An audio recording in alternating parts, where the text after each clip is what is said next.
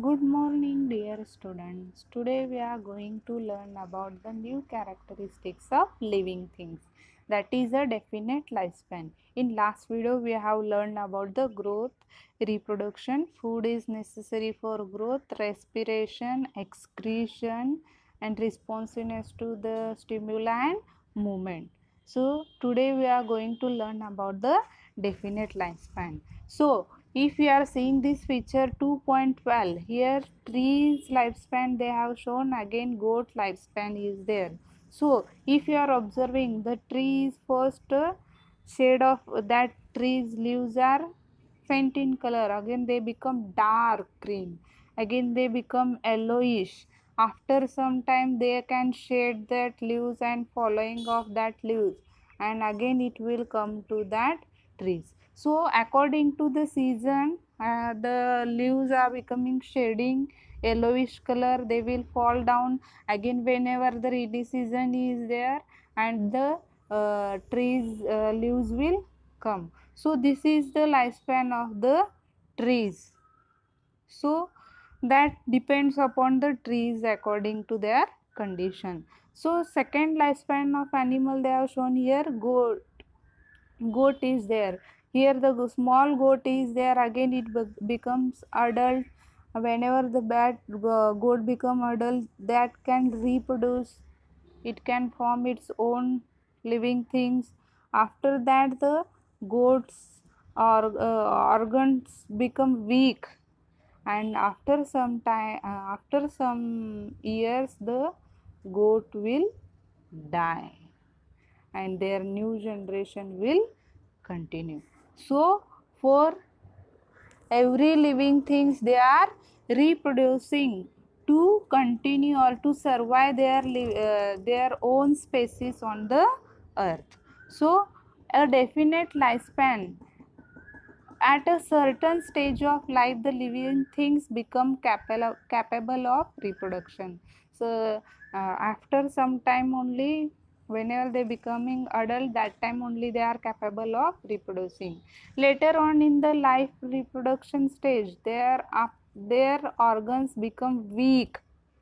Later on the reproduction, their organs become weak, and still later their life comes to the end. Means they are, in other words, the living things die.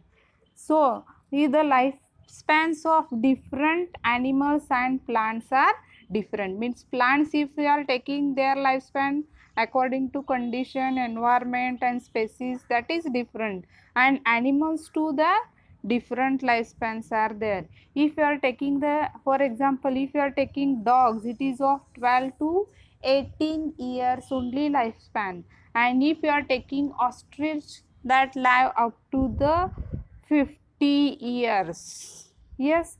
So next example in your book, here they given, do you know that? Just see the lifespan of giant turtle found in Galapagos island in South America. It is about 170 years. See how much old it is.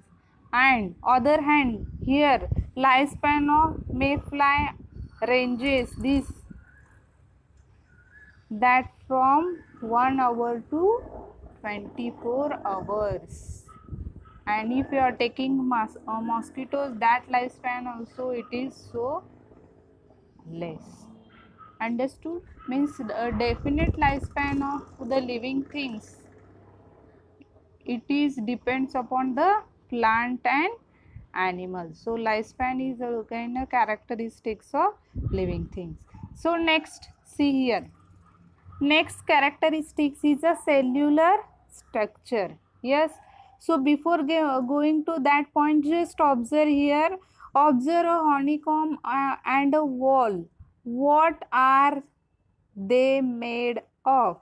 If you are observing honey and their honeycomb, here particular compartment are there, here just see here. And if you are taking the wall, that also here big brick construction is there, they are keeping on a definitely compartment and then they are joined. Yes.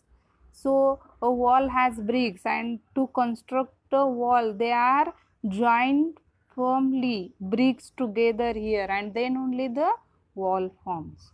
So you may have seen the small compartment of the honeycomb. These compartment all are joined to form the honeycombs. And if you are taking wall, again wall has these bricks, and to construct a wall we firmly join the bricks together here according to definitely manner, then only the wall will forms. Understood? Next, a cellular structure. So living things are made up of a small unit like this only. If you are taking wall, their small unit is a brick, and if you are taking living things, their small unit is called as cell.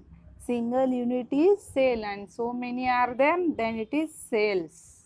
Yes, all the action and processes in the bodies of living things are brought about with the help of these microscopic cells. Means our body is also made up of the small unit that is cell, and that cell will forms all our bodies, and all the process and action are taking place with the help of these cells. So in that, so cells, now I told that every living thing is made up of means cells, but in that also some living things they are made up of only one cell, means single cell is present in that animal. That animal is known as the unicellular organism. Some living things are made up of single cell, and these are called as unicellular organism. Here example is the amoeba. If you are taking amoeba, that amoebas, it is made up of only a single cell, and that only single cell carry out is whole action of the body. Other hand, the living things that are made up of many cells, means more than one cell, these animals are called as multicellular organisms. So they are made up of more than one cell, these are known as the multicellular organism. And multicellular organisms are example, man is there, cow, mouse, cockroach, elephant, banyan tree, onion plants, all are the multicellular organism. If you are seeing, now I have told that here onion is also, they also have the cell, trees also have the cells, so plant to have the cell. So cellular structure is the main characteristics of living things, even though the number of cells may be vary, means some have only one cell and other have more than one cell, means some are unicellular and some are multicellular. So these are all the characteristics of living things are seen in every cell of a living things, whether it is unicellular or multicellular. Here they have shown the example. First here I have told that, which example I have told first, unicellular's example, what it is, paramecium and amoeba. And multicellular, here cockroach is there, pigeon, elephant, snail, onion plants, banyan tree, these all are the examples of multicellular organism. Understood? In cellular structure, two types, which unicellular and multicellular. Unicellular means what? Only a single cell, and multicellular organism means what? More than one cell. And unicellular's example, amoeba is there, and multicellular, so many are there. Elephant, banyan tree, pigeon, man, mouse, cat, these cockroach, these all are the multicellular animals. Understood? So today's homework is there. You have to write the definition of unicellular organism and multicellular organism with their example. Now last part is here, institute at work. So the institute that work for a survey and conservation of various plant and animals in different parts of India are Botanical Survey of India and Zoological Survey of India respectively.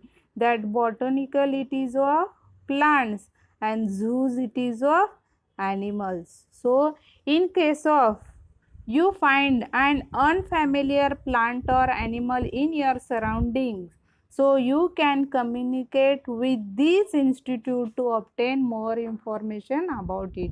Yes, if you are getting unknown, unfamiliar plant and animals in your surrounding, so you can communicate that Botanical Survey of India and Zoological Survey of India to obtain the more information about it. Understood? So today we will stop here. In next video we will see the next property. Understood? Thank you.